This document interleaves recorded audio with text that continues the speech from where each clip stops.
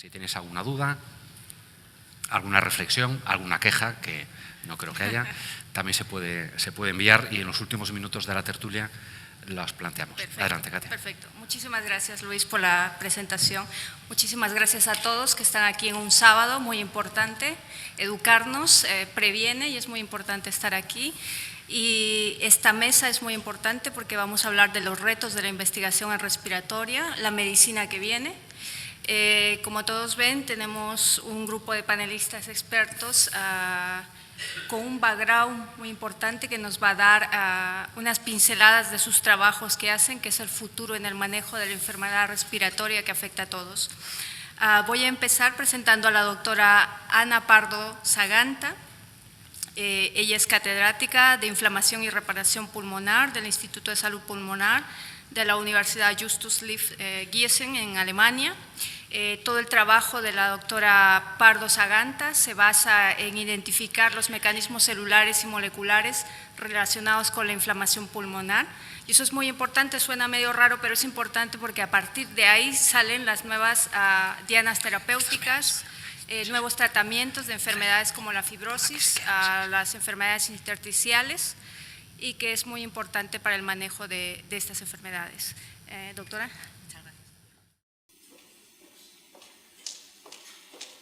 Buenos días a todos. Es un placer para mí estar aquí.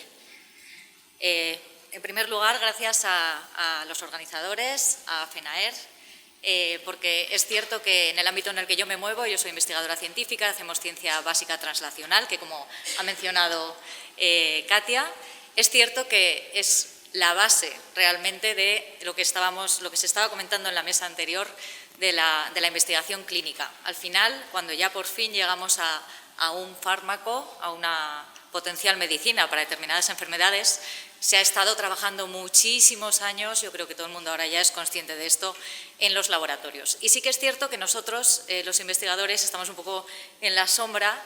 Sí que trabajamos con industria farmacéutica, sí que hablamos con los médicos, en este caso con los neumólogos, pero es verdad que no hablamos tanto a los pacientes y yo creo que sois los principales interesados en saber qué se está haciendo y es posible, desde nuestro punto de vista, transmitirlo a personas, a la sociedad en general, con un vocabulario pues, no tan técnico y un poco más que pueda entender todo el mundo. Entonces no me voy a entretener más, como ya ha indicado Katia, hoy voy a hablar de la regeneración pulmonar, que es lo que trabajamos en el laboratorio, y como me imagino que la mayoría de las personas que estáis aquí no me conocéis muy bien, he decidido empezar presentándome un poco y introducir de manera muy breve mi trayectoria. Bueno, pues yo nací y crecí en Jaca, estudié biología en la Universidad de Navarra y tras licenciarme inicié mi tesis doctoral en el CIMA Universidad de Navarra en hepatología. Mi tesis se centraba en el estudio de mecanismos implicados en regeneración hepática, cirrosis y cáncer hepático. Pero luego di un cambio a mi carrera. En el 2009, justo después de defender mi tesis doctoral, me fui a Boston, al Massachusetts General Hospital, Harvard Stem Cell Institute. Por casualidad conocí a mi mentor, Jay Rajagopal, que estaba montando su laboratorio en ese momento. De hecho, yo fui su primera investigadora postdoctoral y que a día de hoy es muy reconocido en el campo de las células madre del epitelio de vías aéreas y en regeneración de ese epitelio. Tras varios años en Boston, decido volver a España con un contrato Ramón y Cajal y me incorporo al CIMA Universidad de Navarra para iniciar la línea de regeneración pulmonar, de medicina regenerativa para enfermedades respiratorias, un poco más bien enfocada en fibrosis pulmonar. Luego hemos extendido y al final abarcamos distintas enfermedades, pero sí trabajamos, la mayor parte de nuestros esfuerzos de investigación son en fibrosis pulmonar idiopática. En el 2021, por eso he señalado aquí algunas fotos, el 2021 fue un año tras la pandemia, que yo creo que fue un vuelco bastante y un impulso bastante importante para la investigación en pulmonar y para que la sociedad conociera un poco lo que son las enfermedades respiratorias. Ese año hicimos una campaña de crowdfunding en el que pretendíamos dar mucha visibilidad a todo lo que hacíamos en los laboratorios. Era ese paso que os comentaba de salir del laboratorio e intentar transmitir qué es lo que estamos haciendo y, en mi caso en concreto, explicar qué es la regeneración. Porque en ese momento, con todo el tema de la pandemia, sí que escuché muchísimo a la gente de la calle tener esta idea de que el pulmón no regenera o no tener muy claro qué es eso de la regeneración pulmonar. O sea, un poco gran incógnita.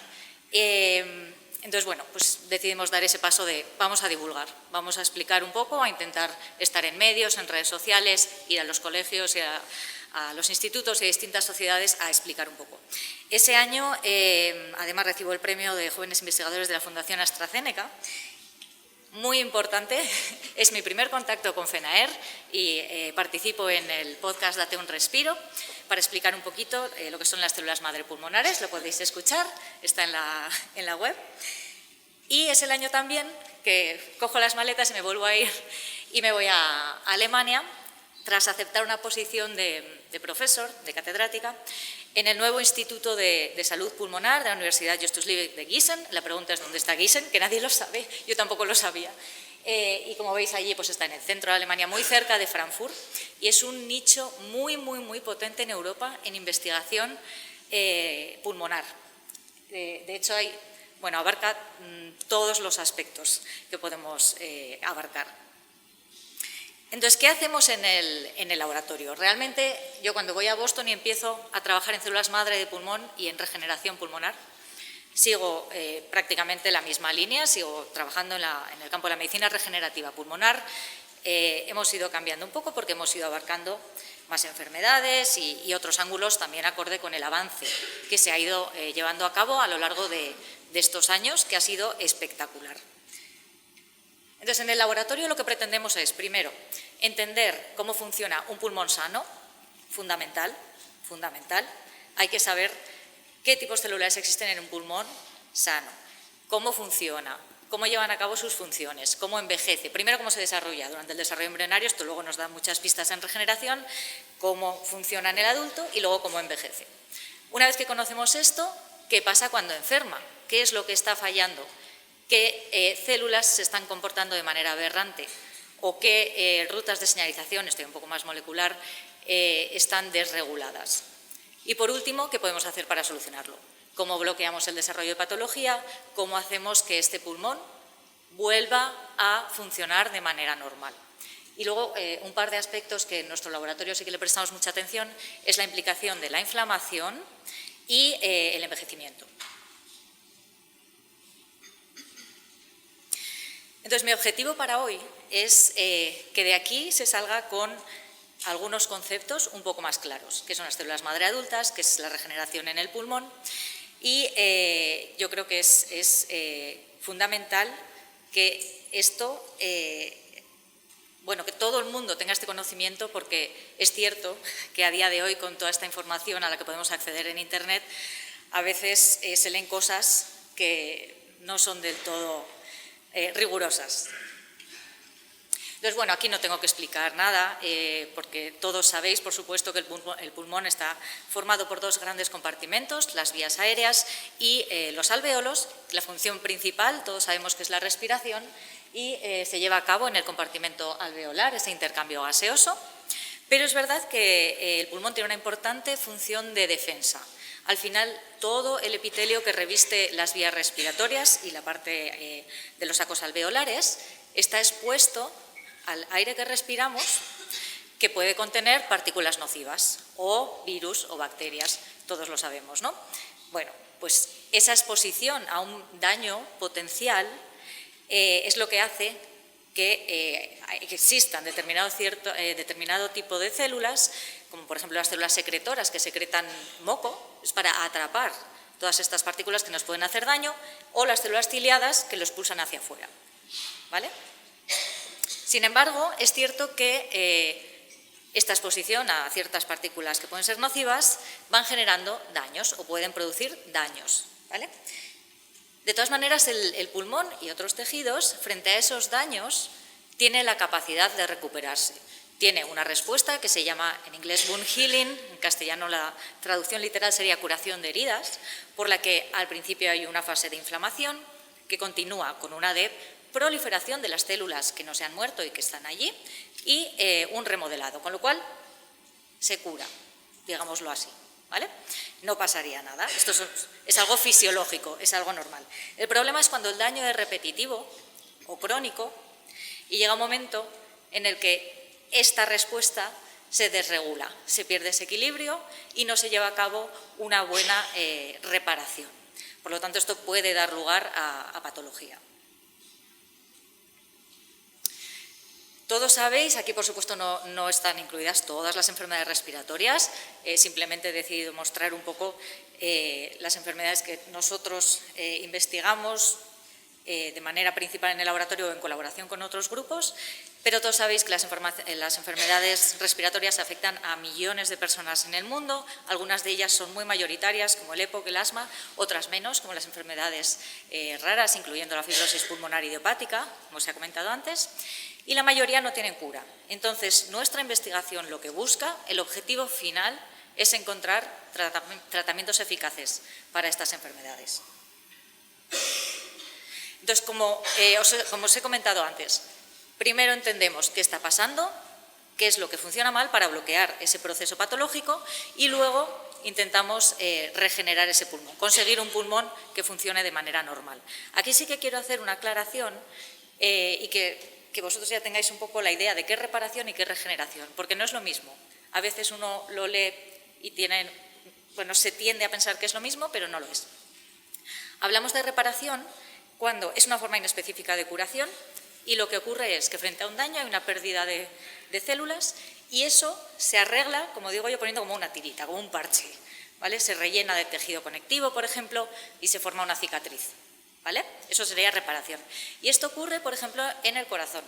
Cuando hay un infarto de miocardio, hay un montón de cardiomiocitos que se pierden y ese hueco se rellena con una cicatriz y queda ahí. Pero esto ocurre porque el corazón no tiene mecanismos para regenerar, no tiene células madre. Bueno, esto es un poco controvertido, pero no se ha llegado a demostrar que realmente existan. Esto no es lo que ocurre en el pulmón. En el pulmón sí hay una capacidad regenerativa porque sí hay unas células madre adultas. Y lo que es regeneración es formación de nuevo tejido, ese que se ha perdido, y que sea funcional, que llegue a funcionar de manera normal. El pulmón, al principio, se tendía a pensar que no regeneraba, luego que regeneraba un poco, pero bueno, no muy bien. No. El pulmón tiene una gran capacidad regenerativa. De hecho, es muy similar a la del hígado, y el hígado siempre ha sido el paradigma de la regeneración de tejidos. Esto también yo creo que todos lo teníamos en mente. Pues el pulmón también la tiene, y cada vez estamos descubriendo que es mayor. Y esto es en parte por la existencia de, como decía, de células madre en el adulto, porque todos habréis oído también el tema de las células madre embrionarias. Esas células madre embrionarias son totipotentes, lo que significa es que son capaces de dar lugar a cualquier célula de cualquier tejido. Cuando llega al estadio de blastocisto, pierden parte de esa potencia, pero siguen siendo pluripotentes, significa que son capaces de dar lugar a todas las células de su mismo linaje. Pero cuando llegamos al adulto, seguimos restringiendo un poco su potencia y encontramos células que son células madre, pero multipotentes. Y eso significa que son capaces, primero, de autorrenovarse, que es una de sus características principales, y otra de diferenciarse a dar lugar a todos los tipos celulares de su mismo tejido. Significa que una célula madre de pulmón no va a dar lugar a un hepatocito o a un cardiomiocito, es la célula del corazón, sino que una célula madre del epitelio de vías aéreas va a ser capaz de dar lugar a todas esas células que forman el epitelio de vías aéreas, ¿vale? Luego este estudio, esta revisión es muy reciente, incluye no solamente esas dos características que eran las básicas de célula madre, sino alguna otra más que define lo que es una célula madre, y quiero centrarme un poco en la dependencia de nicho. ¿Qué es el nicho de la célula madre? Que también es muy importante. Es el lugar en el que reside y en el que recibe las señales necesarias para mantenerse, ¿vale? Esto es importante, tenemos que saber dónde están esas células madre y qué factores las están regulando. Porque si yo quiero regenerar un tejido, o toco la célula madre y hago que regenere, o también puedo modular lo que controla a esa célula, ¿vale? Por eso los que trabajamos en este campo nos centramos en las dos cosas, tanto en la célula madre como tal, como en todo ese nicho que tiene alrededor que la regula. En el sistema respiratorio, como veis a lo largo de todo el árbol respiratorio y hasta los sacos alveolares, dependiendo de la región, se han identificado distintos tipos de células madre. Voy a ir poco a poco, empezando un poco por las vías aéreas. En el epitelio de vías aéreas se identifica que la célula basal, que es la que está ahí en azul, en ese epitelio, en ese dibujo del epitelio, se ha demostrado que es la que es capaz de, cuando hay un daño, regenerar ese epitelio. En el 2009, cuando yo voy a Boston y me uno al laboratorio de J. Rajagopal, esto se desconocía completamente y es ese año en el que se demuestra que es este tipo celular el que funciona como célula madre. A partir de ahí, realizamos un montón de estudios, nosotros contribuimos también al conocimiento que existe hoy y descubrimos cómo estas células son capaces de mantener el epitelio de manera normal, cuáles son los mecanismos para la regeneración del epitelio de vías aéreas, a nivel molecular también. Y otros grupos identifican los nichos, o sea, dónde están estas células y qué es lo que tienen alrededor para hacer que empiecen a dividirse o que se diferencien a los distintos tipos celulares que existen en este epitelio. Aquí no voy a entrar en detalle, es muy complejo.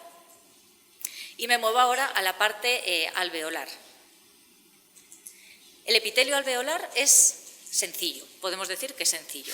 Tiene dos tipos celulares, las células tipo 1 o tipo 2. Las células tipo 2 son cuboides, ocupan solamente el 5% de toda la superficie del epitelio alveolar y tienen una función muy importante porque secretan el surfactante que es necesario para mantener la tensión superficial y que los alveolos no colapsen.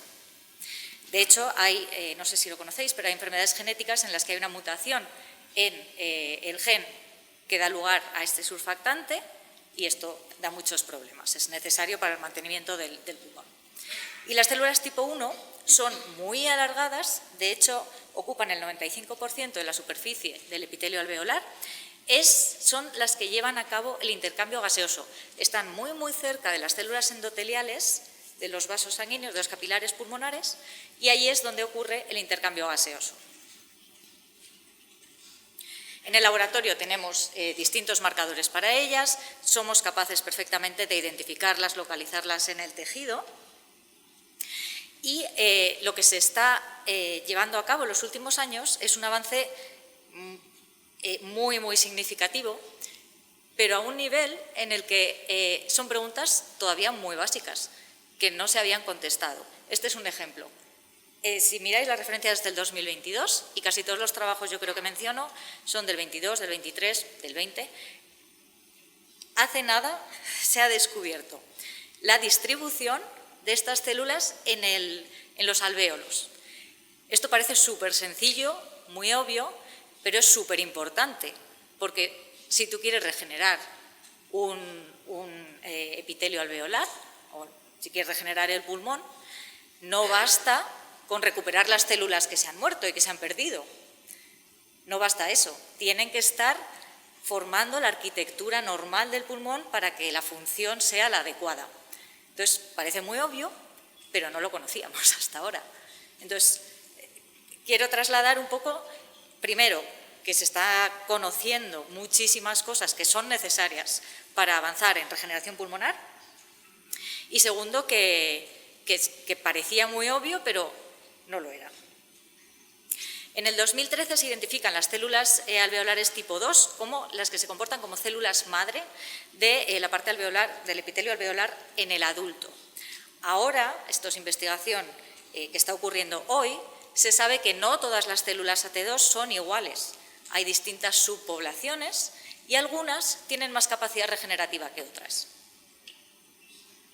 Uy, esto sale un poco raro.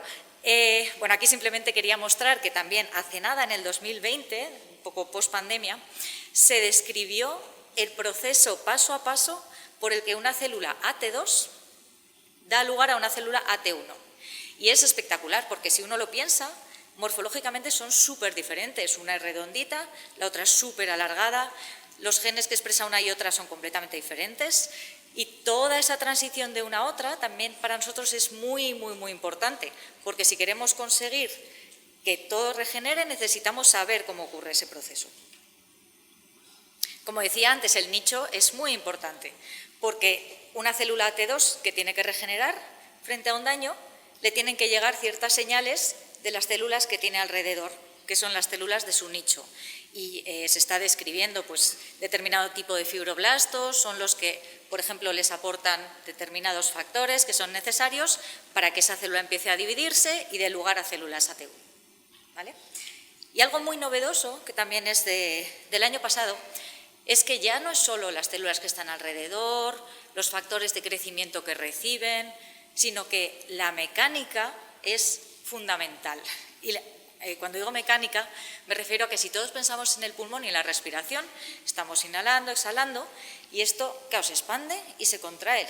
Y las células están expuestas a esa mecánica, a esa tensión, y es más, la necesitan. Para ser una célula T2 necesito recibir estas fuerzas mecánicas. No solo necesito recibir este factor de crecimiento que me aporta mi célula vecina, sino que es que también necesito este otro tipo de factores. Voy un poco más allá. Lo que también hemos visto es que en determinadas circunstancias, y dependiendo un poco de si el daño es más severo o menos, o en qué región se da el daño, hay no solo las células AT2, sino hay otro tipo de células que también pueden participar en la regeneración. Las células tipo 1 pensábamos que eran muy especializadas y que era imposible que pudieran dar ese paso un poco hacia atrás y dar lugar a células AT2, pero se ha demostrado que sí se puede. Y otras células del epitelio de vías aéreas también se ha visto que son capaces de dar lugar a células AT2, o sea que también pueden participar en la regeneración. Recientemente también, el año pasado, dos grupos diferentes identificaron nuevos progenitores en el pulmón adulto, y esto es importante porque nosotros en el laboratorio trabajamos, luego lo diré, trabajamos mucho con ratones, con modelos animales, pero no se asemeja al 100% a un pulmón humano. Entonces, nuestra limitación de conseguir material humano está ahí, pero se está mejorando muchísimo y lo necesitamos porque este es un claro ejemplo de que había tipos celulares que desconocíamos completamente porque en el ratón no existen, porque no existe esa región.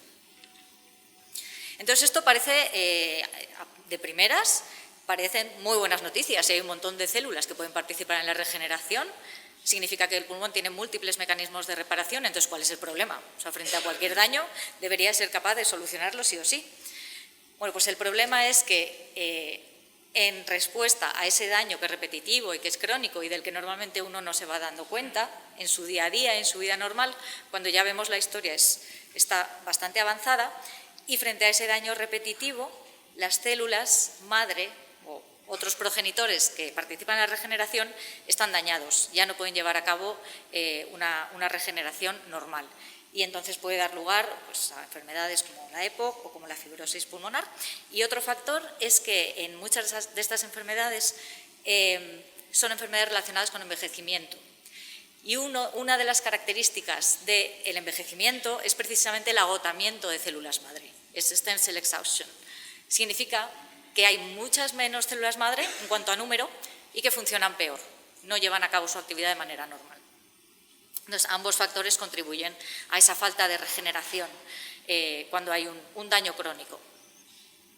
Uy, esto tampoco se ve.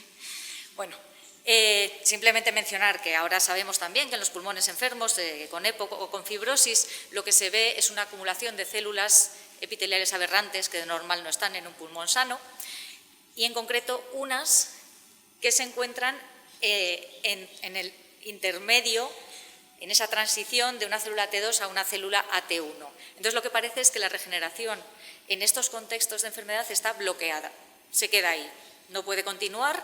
Como se dice, no se consigue una regeneración terminal, una diferenciación terminal, perdón. Todos estos conocimientos que son muy novedosos, llegamos a ellos de una manera mucho más rápida en los últimos años gracias al avance de la tecnología. Al final siempre nuestros conocimientos están ligados a la tecnología y ahora hay técnicas impresionantes que nos permiten avanzar mucho más rápido porque somos capaces de ver las cosas con mucha más resolución y a distintos niveles, a nivel de RNA, de DNA, de RNA, de proteína, de metabolómica, etc. Pongo aquí este ejemplo de la multiómica, pero lo mismo a nivel de imagen. Y los modelos que utilizamos para llegar a todos nuestros conocimientos, como os he mencionado, necesitamos un modelo in vivo sí o sí, modelo animal, que normalmente son ratones. Algunos grupos están empezando a utilizar hurones, porque el sistema respiratorio de los hurones es más parecido al de los humanos que el de los ratones o cerdos. Y lo que utilizamos también, y a día de hoy la gente se está inclinando un poco más hacia ese lado, es la utilización de modelos celulares o tisulares ex vivo, como por ejemplo, no sé si habéis escuchado los organoides, que son cultivos 3D que se derivan de células madre y que a día de hoy, además del epitelio alveolar, por ejemplo, son mucho más complejos porque puedes ir introduciendo células del sistema inmune o células endoteliales o fibroblastos para ver cómo interaccionan los distintos tipos celulares, porque al final es lo que te va a dar una perspectiva mucho más integradora para entender un poco qué está pasando. Utilizamos también de pulmones humanos lo que se llama Precision Cut-Lung Slices, son explantes. Nosotros recibimos pulmones de trasplante, cogemos un trocito que lo podemos tener en cultivo, y esto es muy importante porque tenemos todos los componentes que se tienen in vivo, ¿vale? Y del humano, porque al final es lo que pretendemos, ¿no? Llegar a entender un poco la patología humana y regenerar el pulmón humano. ¿Para qué nos sirven estos modelos? Bueno, pues tienen un montón de aplicaciones, nos sirven para entender cómo funciona el pulmón de manera normal, como estaba diciendo antes, nos permite entender qué ocurre en patología cuando algo falla, intentar modelar la patología ex vivo. Podemos descubrir drogas, targets, realmente dianas, que pueden ser dianas terapéuticas, probar drogas o fármacos. Es una manera también de hacer medicina personalizada, porque si recibimos material de pacientes individuales, cada persona es un mundo y vosotros lo sabéis mejor que nadie, es importante que lo que le pasa a una persona le pasa a esa persona y se pueden descubrir dianas concretas en esa persona y, por lo tanto, fármacos que puedan funcionar en esa persona y no en otra. Y, por último, aplicación de medicina regenerativa. Medicina regenerativa, no sé hasta dónde podéis conocer de este tema, pero lo que se puede… aquí he puesto simplemente dos ejemplos. El de la bioingeniería pulmonar, que consiste en descelularizar un pulmón para intentar recelularizarlo con células madre, y la idea es poder trasplantarlo, ¿vale? Hay un montón de grupos también que están trabajando en esto, está lejos de la aplicación clínica, pero es algo que se está haciendo. Y lo otro es terapia celular, que igual habéis escuchado un poco más, que consiste en administrar células madre para que regeneren el pulmón. Vale, sí, termino ya, perdona. Vale, bueno, pues esto es todo el cóctel de opciones o estrategias que maneja la medicina regenerativa. Simplemente he mencionado esos dos ejemplos y ya solamente voy a destacar. Se puede administrar células madre exógenas desde fuera. Esto tiene bastantes limitaciones, no voy a entrar una por una, pero todavía es un reto que de momento va a costar que sea una terapia efectiva, pero es cierto que se han llevado a cabo ya algunos ensayos de fase 1, que como sabéis es de seguridad y tolerancia, uno en el clínico en células AT2 humanas en el 2018 y otro muy reciente que estábamos comentando antes de progenitores P63 positivos en EPOC, porque el de las células AT2 es para fibrosis pulmonar. Y bueno, parece que la esperanza está ahí, que puede llegar a ser prometedor, pero como os digo, está en fases muy iniciales. Y la otra posibilidad es, en vez de administrar desde fuera, intentar inducir las células madre que tienes ya en el pulmón para que regeneren. Y esto tiene otra tanda de limitaciones o de preguntas por contestar. Y con esto ya sí que termino, perdón por haberme alargado en mi tiempo.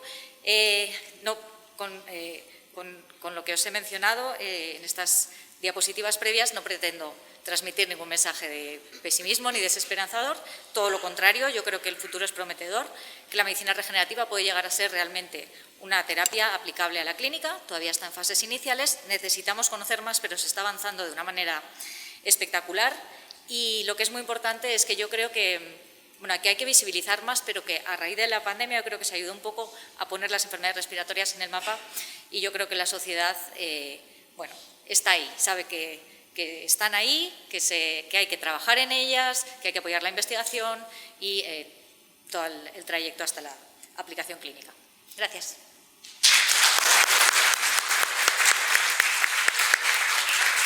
Muchas gracias. Gracias, Ana. Gracias porque hemos conocido lo básico que deberíamos saber para entender y comprender más cómo se trabaja en el desarrollo, ¿no?, de estos nuevos tratamientos.